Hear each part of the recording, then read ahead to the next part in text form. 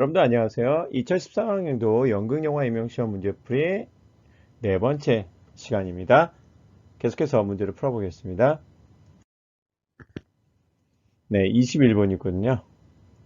21번 문제 보겠습니다. 가많은 할리우드 장르 중요합니다. 영화 장르.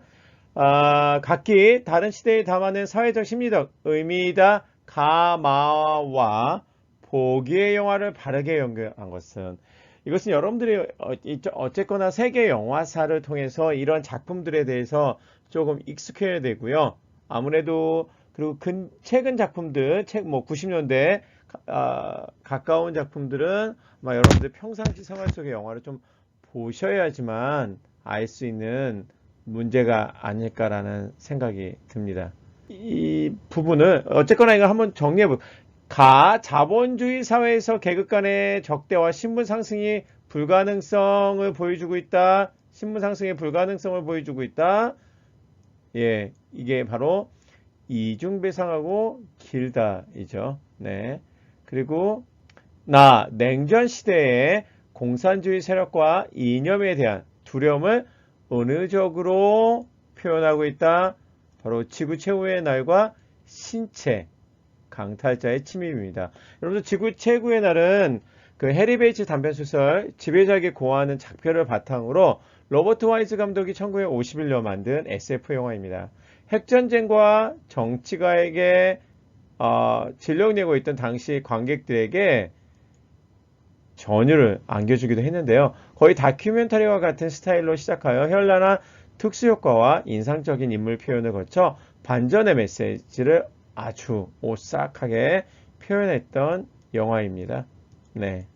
그리고 신체 강탈자의 침입, 이것도 마찬가지 SF 영화인데요. 미국 SF 영화의 황금기에 만들어진 가장 인기 있고 가장 편집중적인 영화의 돈 시겔의 신체 강탈자 침입은 동시에 냉전의 알레고리와 외계인에 대한 공포를 담은 중의적인 영화라고 할 수 있습니다. 그래서 뭐 여러분들 그 이름에서도 상당히 재밌는데요. 지구 최고의 날, 신체 강탈자의 침입은요, 냉전 시대 공산주의 세력과 이념에 대한 두려움을 은유적으로 표현하고 있는 영화들입니다. 다 근육질의 남성 영웅입니다. 예, 뭐 이거는 가장 어떻게 보면 쉬운 부분일 수도 있는데요. 남성 위주의 지배 세력과 남성 위주의 지배 세력과 그래서 답은 어쨌거나 이거는 2번이 되겠네요. 2번이 나하고 디귿이 맞게 되어 있죠. 남성 위주 지배의 질서와 궁극주의적 가치를 옹호하고 있다. 이건 남성 주인공, 근육질의 남성들, 이렇게 상의를 탈의하고 나오는 남성들이 나오죠. 람보나 러셀 웨폰. 이런 영화죠. 그래서 다는 미음하고 연결이 됩니다. 억압적이고 폭력적인 가정이 어떻게 괴물을 낳게 되는가를 악몽적으로 그려내고 있는 공포 영화라고 할 수 있죠. 텍사스 전기톱 살인 학살하고 텍사스 전기톱 대학살하고 공포의 휴가길, 이게 바로 리을입니다. 그다음에 많은 전쟁이 초래한 기존 가치의 어떤 붕괴와 정체성의 혼란 속에서 남성이 느끼는 불안과 강박, 리틀 시저죠. 갱스터 영화에 상당히 많이 언급되는 영화 중에 하나입니다. 그 다음에 마찬가지로 스카페이스죠. 예, 이건 나중에 뭐 필름 노아르적인 부분하고도 상당히 많이 연결이 되죠. 그리고 1930년대 갱스터 영화의 전성기 시대에 나왔던 작품들이라고 할 수가 있죠. 그 시대를 배경으로 하고 있죠. 다음 문제로 넘어가겠습니다. 24번이군요. 네, 이것도 간단하게 풀 수 있는 부분입니다. 다음은 영상 용어에 대한 설명입니다. 네, 이런 문제들은 여러분들 충분히 유추해서 맞출 수가 있어요. 이게 객관식의 장점인데 여러분들 주관식은 또 이렇게 공부해서는 안 되죠.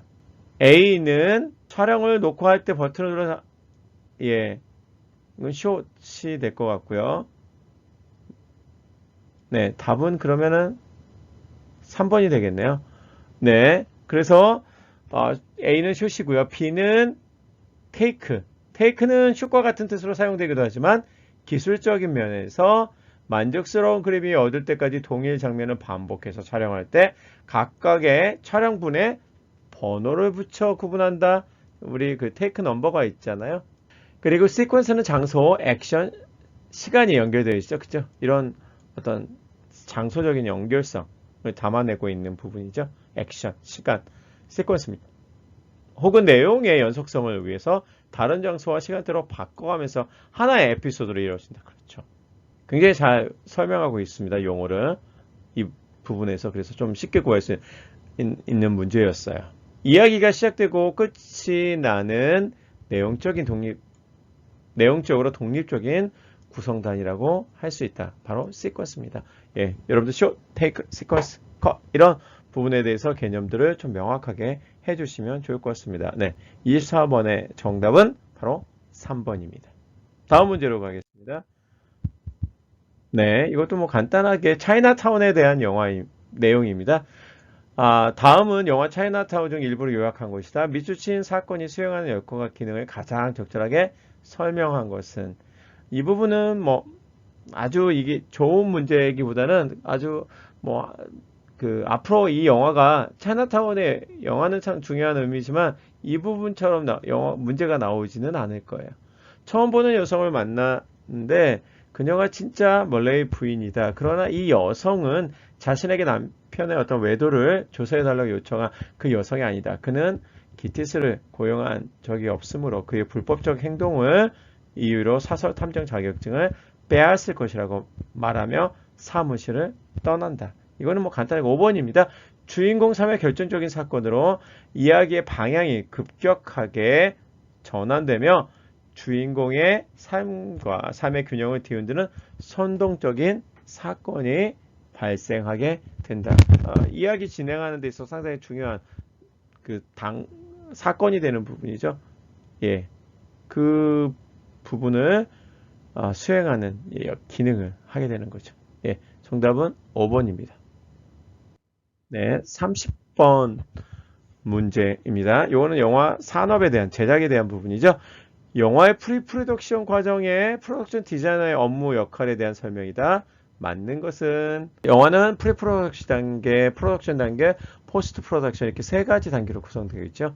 여기서 프로덕션 디자이너의 업무 역할에 관한 설명으로 옳은 것은 답은 5번입니다. 시나리오를 시각적인 면에서 분석하는 연출자와 상의하여 영화의 전체적인 톤과 색조를 구성한다. 이게 바로 프로덕션 디자이너의 그 역할이라고 할 수 있습니다.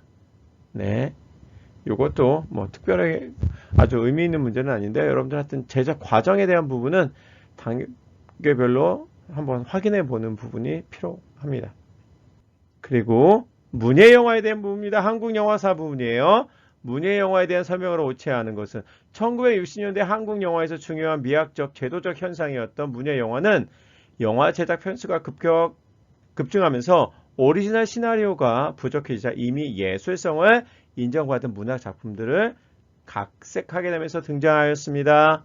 네, 문예 영화. 여러분들 1960년대 대표적으로 우리가 문예 영화의 시대였잖아요.